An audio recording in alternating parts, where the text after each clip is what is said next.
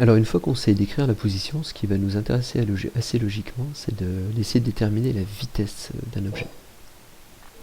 Et l'outil qui permet de décrire la vitesse, c'est le vecteur vitesse. Si je prends donc l'exemple précédent, que je cherche à donc calculer la vitesse au point 2, je vais devoir tracer le vecteur vitesse donc au point 2. Et bien le vecteur vitesse au point 2 a les caractéristiques suivantes. Il va être tangent à la courbe, donc là moi je prends pour qu'il soit tangent à la courbe au point 2, et bien je trace la droite M1, M2, et ici là je vais faire donc une droite, donc un vecteur parallèle à cette première droite, d'accord, qui a le sens du mouvement et donc qui va dans cette direction là. Et donc là vous avez donc le vecteur vitesse au point 2, V2. C'est un vecteur, d'accord, il a une direction, un sens et une norme. Alors justement, que vaut sa norme?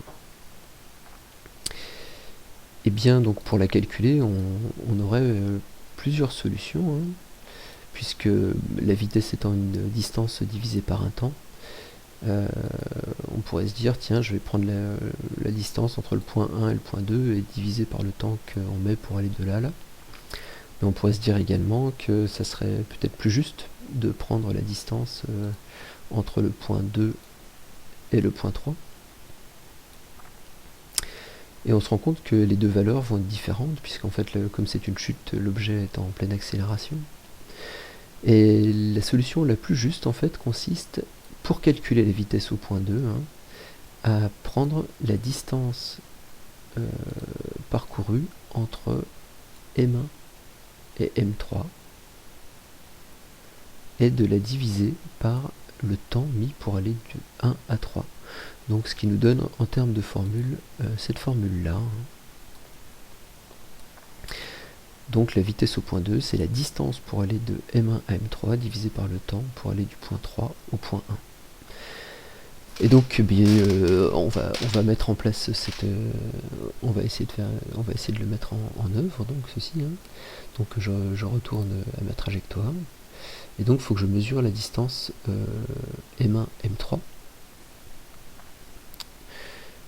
Et donc je vous laisse réfléchir à une façon de le faire, mettez la vidéo en pause et quand vous avez trouvé, eh bien, vous pourrez essayer de voir la solution.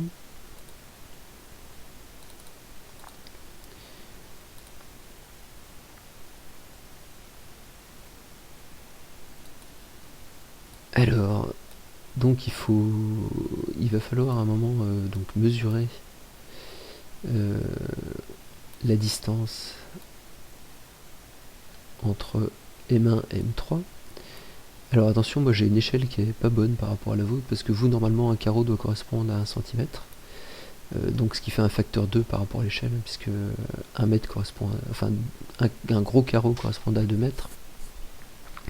Moi, toujours est-il, là je mesure une distance de 6,5 cm pour aller du point 1 au point 3. Donc je vais reporter cette distance sur l'axe pour voir à combien correspondent 6,5 cm. Je compte les carreaux, donc 6,5 cm correspondent à 3, 4, 5, 6, 7, 8, à 9 carreaux.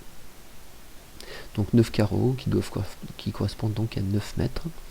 Je peux ensuite retourner à la fiche ici, et je vais donc pouvoir écrire le calcul. La distance M1-M3 c'est donc 9 mètres. D'accord.